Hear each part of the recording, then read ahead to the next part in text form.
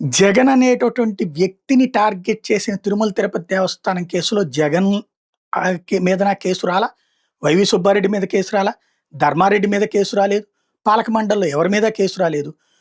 YV Subba Reddy PA Appanna, PA కూడా కాదు అతను. అతని పేరు చెప్పుకుని తిరిగినోడు వేమిరెడ్డి జీతంతో బతికినోడు. అతను బోలేబాబా వాళ్ళని బెదిరించుకున్నాడు, తిన్నాడు. బోలేబాబా వాళ్ళే దుర్మార్గం చేశారు. ఏంటయ్యా అంటే వాళ్ళు చేసింది, వాళ్ళకి పాలు ఉత్పత్తి చేసే సామర్థ్యం లేదు, ఆవులు లేవు. దానికి బదులుగా వాళ్ళు తయారు చేసి నెయ్యి కాస్త ఏదైతే కెమికల్స్తో తయారు చేసినటువంటి నెయ్యే వాడారు. 60 లక్షల కిలోలు వాళ్ళు సరఫరా చేశారు. ఇది సిబిఐ తేల్చింది. తుది నివేదిక ఇచ్చేసింది.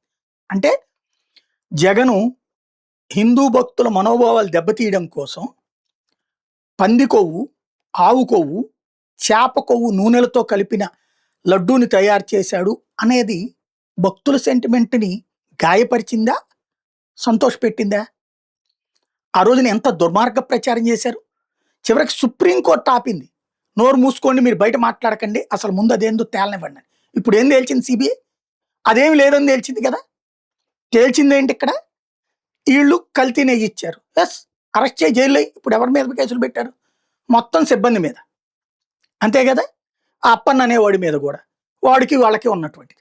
ఇందులో మరి నిజంగా జగనో లేకపోతే వాళ్ళ ప్రభుత్వం తప్పు చేస్తుంటే వాళ్ళందరి మీద కేసు పెట్టాలి సిబిఐ. అది అదే సిట్ అయితే వీళ్ళందరినీ పట్టుకుని వీళ్ళని 100 రోజులు విచారణలు, దాని పేరుతో అదిగో ఇట్లాని రోజు దేవుడిని మనం దుర్మార్గంగా వాడుతున్నాం. నెయ్యి ఖచ్చితంగా ఈ పాపం చేసిన వాళ్ళు మట్టి కొట్టుకుపోతారు. ఈ నెయ్యి తయారు చేసింది అదైనా సరే. లేదు, ఇది రేపు పొద్దున్న దర్యాప్తులో, ఇది కేవలం దర్యాప్తే, కోర్టులో మళ్ళీ తేల్చి చూపించాలి. అక్కడ వాళ్ళకి, ఇక్కడ కోర్టు సిబిఐ ఏం తేల్చింది? వాళ్ళకి ఆవులు లేవు, ఇట్లాంటి నెయ్యి తయారు చేశారని అంచనా వేసింది. కానీ ఆవులు ఉంటాయి, ఇప్పుడు ప్రతి డైరీకి ఆవులు గేదెలు ఉన్నాయా? వేరే వాళ్ళ దగ్గర నుంచి తీసుకుంటారు. అట్లాగా కాదా అన్నది రేపు పొద్దున వీళ్ళు కోర్టులో ప్రూవ్ చేసుకోవాలి. వీళ్ళు కనుక ప్రూవ్ చేసుకుని మేము బయట పబ్లిక్ నుంచి కలెక్ట్ చేసి తీసుకొచ్చాం పాలు అంటే కేసు ఉండదు, తర్వాత కొట్టివేయబడుతుంది. అలా కాకుండా వీళ్ళు ఈ నకిలీదే కల్తీదే తయారు చేశారని ఖచ్చితంగా శిక్షించబడతారు.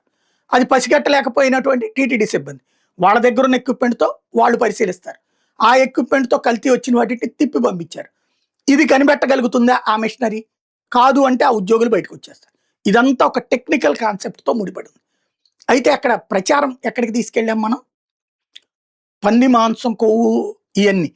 నాకు ఆ రోజున అనేక మంది బ్రాహ్మణులు, నేనే స్వామీజీలతో కూడా మాట్లాడిచ్చా, ఇంటర్వ్యూ కూడా చేశా.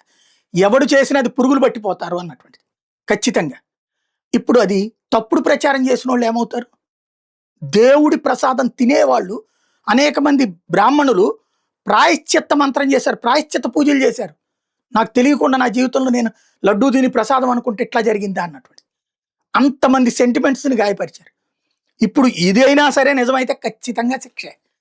భగవంతుడు చూస్తా ఊరుకోడు, ఖచ్చితంగా ఈ పాపానికి శిక్ష పడుతుంది. కానీ ఈ పంది కొవ్వు, ఆవు కొవ్వు, చేప నూనెలు అన్నటువంటి ప్రచారం ఎంత దుర్మార్గం. దాంతోపాటుగా రాజకీయాలకి దేవుణ్ణి వాడుకోవడం ఎంత దుర్మార్గం, నిజాయితీగా మాట్లాడుకుంటే.